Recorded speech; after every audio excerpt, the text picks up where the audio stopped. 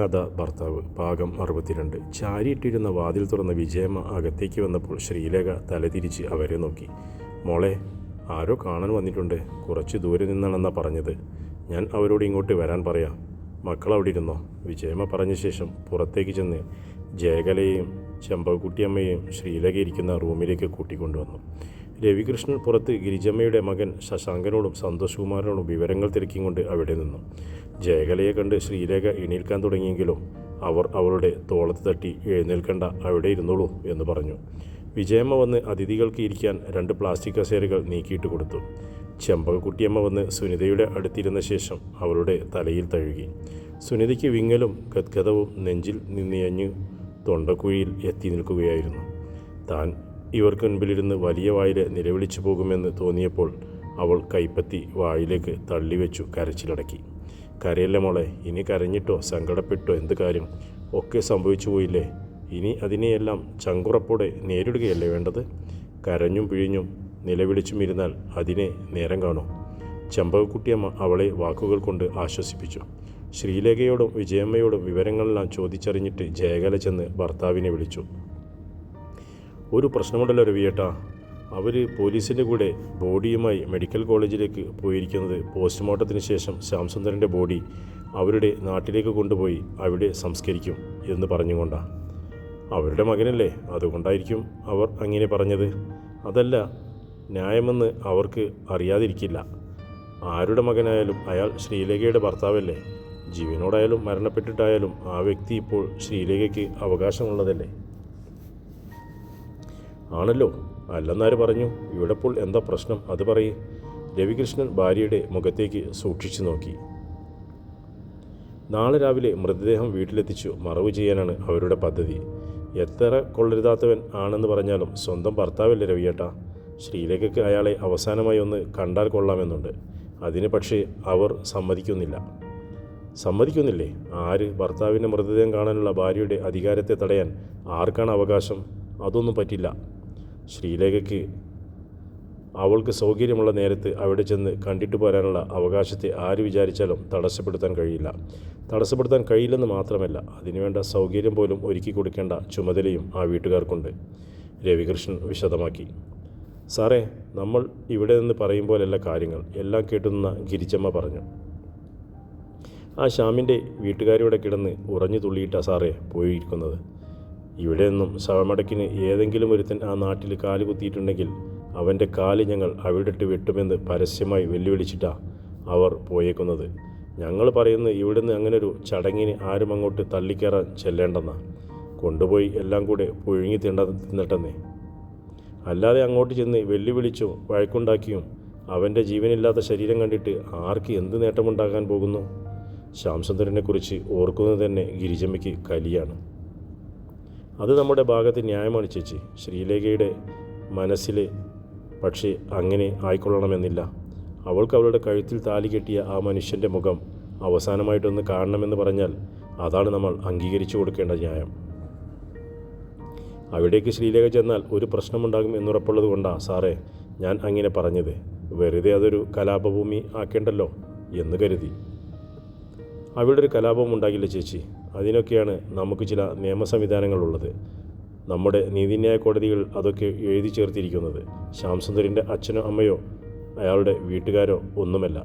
ശ്രീലേഖയ്ക്ക് അവിടെ പോയിട്ട് വരണമെന്നുണ്ടെങ്കിൽ ഒരു തടസ്സവുമില്ലാതെ പോയി വരാൻ പറ്റും. ആദ്യം നമ്മുടെ പോലീസ് സ്റ്റേഷനിൽ വിവരം അറിയിക്കുകയാണ് വേണ്ടത്. അവർ അവിടുത്തെ പോലീസ് സ്റ്റേഷനുമായി ബന്ധപ്പെട്ട് ശ്രീലേഖയ്ക്ക് ബോഡി കാണാനുള്ള സൗകര്യം ഒരുക്കിത്തരും. പോലീസുകാരുടെ സാമീപ്യത്തോടെ തന്നെ ശ്രീലേഖയ്ക്ക് ഉള്ളതുപോലെ അവകാശം ശ്യാംസുന്ദരിൻ്റെ ബോഡിയിൽ മറ്റാർക്കുമില്ലെന്ന് കൂടി ഇതിന് അർത്ഥമുണ്ട്. ഒരു ഭാര്യ എന്ന നിലയ്ക്ക് ശ്രീലേഖയ്ക്കുള്ള അധികാരം അവിടെ തീർന്നെന്ന് അവരെല്ലാം കരുതിയിരിക്കുന്നെങ്കിൽ തെറ്റി. അയാളുടെ ചില്ലിക്കാശിനോ ഒരു നുള്ളു മണ്ണിനോ പോലുമുള്ള അവകാശം എപ്പോഴും ശ്രീലേഖയ്ക്ക് ആണ്. അയാൾ എന്തൊക്കെ സമ്പാദിച്ചിട്ടുണ്ടെന്നല്ലോ അതെല്ലാം അയാൾക്ക് ആ വീട്ടിൽ നിന്ന് കിട്ടേണ്ടുന്ന ഓഹരിയുടെയും വരെ അവകാശി ശ്രീലേഖയാണെന്ന് സാരം. അതിനെ ആരൊക്കെ എതിർത്താലും അവകാശമായി തന്നെ എന്നൊന്നും നിലനിൽക്കും. രവികൃഷ്ണൻ പറഞ്ഞു നിർത്തി. അവർ സംസാരിച്ചിരിക്കെ തന്നെ ഹോസ്പിറ്റലിലേക്ക് പോയിരുന്ന സജിത്തും കൂട്ടുകാരും തിരിച്ചെത്തി. സജിത്ത് വന്നെന്നറിഞ്ഞു ശ്രീലേഖ എണീറ്റ് പുറത്തേക്ക് വന്നു. അവൻ എന്തെങ്കിലും പറയുമെന്ന പ്രത്യാശയിൽ ശ്രീലേഖ അവൻ്റെ മുഖത്തേക്ക് നോക്കി നിന്നു. താലൂക്ക് ഹോസ്പിറ്റലിൽ ഉണ്ട് ചേച്ചി. നമുക്കാർക്കും അവിടെ നിൽക്കാൻ പറ്റില്ല. അതുകൊണ്ടാണ് ഞങ്ങൾ ഇങ്ങ് പോകുന്നത്. പിന്നെ ആ സുകുമാരൻ എന്ന പോലീസുകാരൻ ചേട്ടൻ അവിടെ ഉണ്ട്. അദ്ദേഹം എന്ത് സഹായം വേണമെങ്കിലും ചെയ്തു കൊടുത്തോളൂ എന്ന് പറഞ്ഞിട്ടുണ്ട്. മറ്റെന്തെങ്കിലും ആവശ്യം വന്നാൽ അദ്ദേഹം നമ്മളെ ബന്ധപ്പെട്ടോളും. അദ്ദേഹം ഉണ്ടായതുകൊണ്ട് ഞങ്ങൾക്ക് അമ്മയെ ഒന്ന് കാണാൻ പറ്റി. ICUവിലാണ്. പേടിക്കാനൊന്നുമില്ലെന്ന ഡോക്ടർമാർ പറഞ്ഞത്. നാളെയോ മറ്റോ റൂമിലേക്ക് മാറ്റും. സജിത്ത് ശ്രീലേഖയോട് പറഞ്ഞു. നമുക്കൊന്ന് പോയാലോ ചെറിയമ്മേ? എൻ്റെ അമ്മയ്ക്ക് ഒന്നുമില്ലെന്ന് എനിക്ക് കാണണം. നേരിട്ട് കണ്ടാലേ അതെനിക്ക് വിശ്വസിക്കാൻ പറ്റൂ. ശ്രീലേഖ നെഞ്ചു തിരുമ്മി. പോയിട്ട് കാര്യമില്ല ചേച്ചി. അല്ലെങ്കിൽ ഞാൻ കൊണ്ട് പോകുമായിരുന്നു ചേച്ചിയെ. നമ്മൾ ഒരാളെ കൊണ്ടുപോയി ഹോസ്പിറ്റലിൽ അഡ്മിറ്റ് ചെയ്തിട്ട് അവരെ കാണാൻ ചെല്ലുന്നത് പോലെ തള്ളിക്കയറി ചെല്ലാൻ പറ്റില്ല. അമ്മ ഇപ്പോൾ പോലീസ് കസ്റ്റഡിയിലുള്ള പ്രതിയാണ്. അമ്മയുടെ സുരക്ഷ ഇപ്പോൾ നോക്കുന്നത് പോലീസുകാരാണ്. അവരോട് നമ്മൾ ചെന്ന് വെറുതെ ആവശ്യപ്പെട്ടാലൊന്നും നമുക്ക് കാണാനുള്ള അവസരം കിട്ടില്ല. സജിത്തെ മോനെ, എന്നോട് സത്യം പറയുന്നേ. ICUവിൽ എന്നൊക്കെ പറയുമ്പോൾ അത്രയ്ക്ക് സീരിയസ് ആണോ അമ്മയ്ക്ക്? അല്ലെങ്കിൽ പിന്നെ ICUവിലോട്ടൊക്കെ പേഷ്യൻസിനെ മാറ്റുമോ? ശ്രീലേഖയുടെ ചോദ്യം കേട്ട് സജിത്ത് തിരിഞ്ഞു അച്ഛനെ നോക്കി. അവൻ പറഞ്ഞതിൽ എന്തോ ഒരു പൊരുത്തക്കേടുണ്ടെന്ന് രവികൃഷ്ണന് തോന്നി. എല്ലാവരെയും ആശ്വസിപ്പിക്കാൻ വേണ്ടി ഒരു കള്ളം പറഞ്ഞ ഭാവം അവൻ്റെ മുഖത്തുണ്ടെന്ന് അയാൾക്ക് തോന്നി.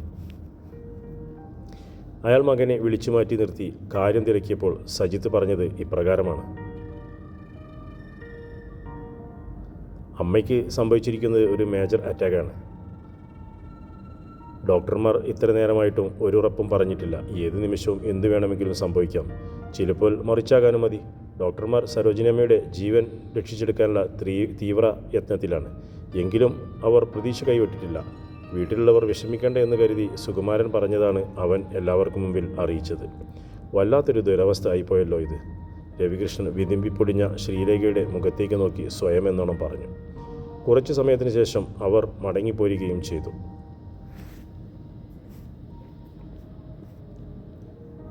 രാത്രി 8 മണിയോടടുപ്പിച്ചാണ് ഗോപിനാഥൻ മടങ്ങി വന്നത്. അയാൾക്കൊപ്പം ശ്രീകുട്ടനും മധുരമയും ഉണ്ടായിരുന്നു. ശ്രീകുട്ടനോട് അയാൾ സരോജിനി അമ്മയ്ക്ക് സുഖമില്ലാത്ത ഹോസ്പിറ്റലിൽ അഡ്മിറ്റ് ചെയ്തിരിക്കുകയാണ് എന്നേ പറഞ്ഞിട്ടുള്ളൂ. അമ്മയെ ഹോസ്പിറ്റലിൽ അഡ്മിറ്റ് ചെയ്തിട്ട് ചേച്ചിമാർ എന്തിനാണ് അയൽ വീട്ടിൽ വന്നിരിക്കുന്നതെന്ന് സംശയം അവൻ്റെ മനസ്സിൽ തോന്നിയെങ്കിലും ആരോടും അതവൻ ചോദിച്ചില്ല. അവൻ സുനിതയുടെ അടുത്തേക്ക് ചെല്ലവേ അവൾ അവനെ പൂണ്ടടക്കം തന്നോട് ചേർത്ത് പിടിച്ചു. അവളുടെ ശരീരം ഉലയുന്നത് കണ്ടപ്പോഴാണ് അവൾ കരയുകയാണെന്ന് അവന് മനസ്സിലായത്. നമുക്ക് അമ്മയെ കാണാൻ പോകാം ചേച്ചി. അമ്മ ഒറ്റയ്ക്കല്ലേ ആശുപത്രിയിൽ? ഞാൻ അമ്മയുടെ കൂടെ അവിടെ ഇരുന്നോളാം. അമ്മയ്ക്ക് എന്തെങ്കിലും ആവശ്യം വന്നാലോ? അവൻ അവളുടെ കൈവലയത്തിൽ നിന്ന് മാറിക്കൊണ്ട് പറഞ്ഞു. ആരാ ചേച്ചി അമ്മയുടെ അടുത്ത് അമ്മയ്ക്ക് കൂട്ട്? സുനിത മുഖം തുടയ്ക്കുന്നത് കണ്ടപ്പോൾ അവന് സംശയമായി. ചേച്ചി, അമ്മ ഏത് ആശുപത്രിയിലാണ്? നമുക്കൊന്ന് പോകാം ചേച്ചി അമ്മയുടെ അടുത്തോട്ട്. അവൻ തിടുക്കം കൂട്ടുന്നത് കണ്ട് ഗോപിനാഥൻ അവൻ്റെ അടുത്തേക്ക് വന്നു. ഈ രാത്രി ഇനി അവിടെ സന്ദർശകരെ അനുവദിക്കില്ല മോനെ. നമുക്ക് നാളെ രാവിലെ പോയി കാണാം അമ്മയെ. ഗോപിനാഥൻ പറഞ്ഞതോടെ ശ്രീകുട്ടൻ പിന്നെ ആ കാര്യം ആരോടും അന്വേഷിക്കാൻ നിന്നില്ല.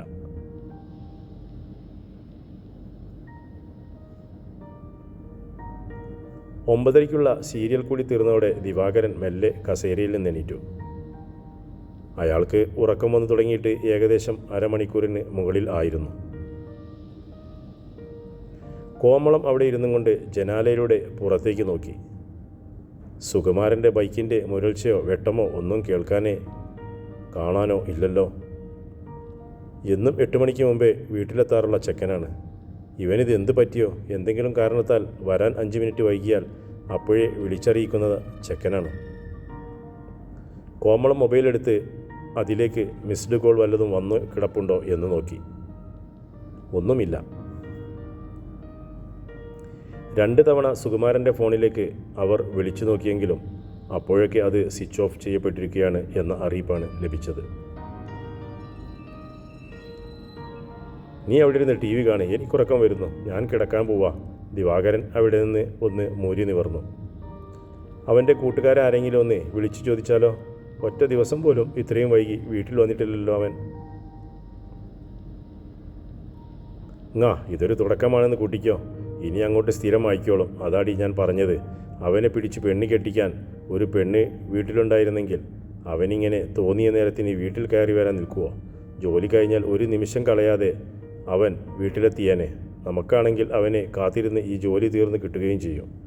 ഇത് എന്നോട് പറയാതെ നിങ്ങൾക്ക് സുഖുവിനെ പറയാൻ വയ്യേ? നിങ്ങൾ പറയുന്നത് കേട്ടാൽ തോന്നുമല്ലോ ഞാൻ അവനെ ബലമായി കല്യാണം കഴിപ്പിക്കാതെ വെച്ചേക്കുവാണെന്ന്.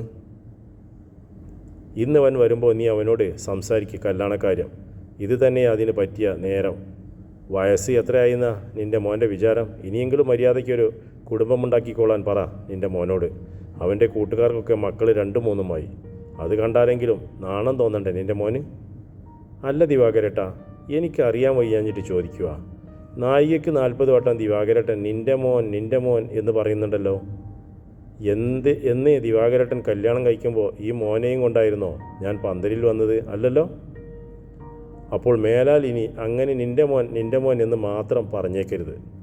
നമ്മുടെ മോനെന്ന് പറഞ്ഞോണം, കേട്ടല്ലോ. അത് പിന്നെ നീ പറയുന്നതല്ലേ അവനെ വേദവാക്യം. അതുകൊണ്ടാണ് ഞാൻ നിൻ്റെ മോനെന്ന് പറയുന്നത്. ഞാൻ പറയുന്നത് മാത്രമല്ല, ആരെന്ത് പറഞ്ഞാലും അവൻ കേൾക്കും. പക്ഷേ പറയുന്നതിൽ എന്തെങ്കിലും ന്യായമുണ്ടായിരിക്കണമെന്ന് മാത്രം. സമ്മതിച്ചു. നീയാണല്ലോ ഇപ്പോൾ അവൻ്റെ നീതിന്യായ കോടതി. അതുകൊണ്ടാണ് നിന്നോട് പറഞ്ഞത് ആ പെങ്കൊച്ചിൻ്റെ കാര്യം അവനോടൊന്ന് സംസാരിക്കാൻ. റവന്യൂ വകുപ്പിൽ നല്ല ഒന്നാന്തരം ജോലിയുണ്ടോടി ഷീബയ്ക്ക്? കുടുംബമാണെങ്കിൽ സമൂഹത്തിൽ നല്ല നിലയും വിലയും ഉള്ളതും. നിലയും വിലയും അതുമാത്രം മതിയല്ലോ നിങ്ങൾക്ക്. അതിൻ്റെ 2 കണ്ണും നോക്കിയാൽ ഒന്ന് തെക്കോട്ടും ഒന്ന് വടക്കോട്ടുമായിരിക്കുന്നത്. എൻ്റെ കൊച്ചിൻ്റെ ഏലത്ത് വയ്ക്കാൻ കൊള്ളാമോ അതിന്? ഏത് കൊമ്പത്തെ ജോലിയുണ്ടെന്ന് പറഞ്ഞാലും എൻ്റെ സുഖുവിന് അവളെ വേണ്ടെന്ന് ഞാൻ മുമ്പേ പറഞ്ഞിട്ടുള്ളതാണ്. ഉന്നതമായ സർക്കാർ ജോലിയൊന്നും വേണമെന്നില്ല. പോയി അവൻ്റെ കൂടെ നിൽക്കുമ്പോൾ മറ്റുള്ളവർ കുറ്റം പറയാത്ത രീതിയിൽ ഒരെണ്ണത്തിനെ എവിടെന്നെങ്കിലും കണ്ടുപിടിച്ചോണ്ട് വാ. അപ്പോൾ പറയാം ഞാൻ അവനോട് കല്യാണക്കാര്യം. പറയുമല്ല, അവനെ കൊണ്ട് സമ്മതിപ്പിക്കുന്ന കാര്യം ഞാനേറ്റു. പോരെ? കോമളം പറഞ്ഞ് നാവ് വായിലിട്ടതും സുകുമാരൻ്റെ ബൈക്ക് മുറ്റത്തേക്ക് വന്നു നിന്നു. പതിവിന് വിപരീതമായി ബൈക്ക് നിർത്തിവെച്ച് മകൻ വീട്ടിലേക്ക് കയറി വരാഞ്ഞത് കണ്ട് കോമളം പുറത്തേക്ക് ഇറങ്ങിച്ചെന്നു. അപ്പോഴും സുകുമാരൻ ബൈക്ക് തന്നെ ഇരിക്കുകയായിരുന്നു. തുടരും കഥയുടെ അടുത്ത ഭാഗം.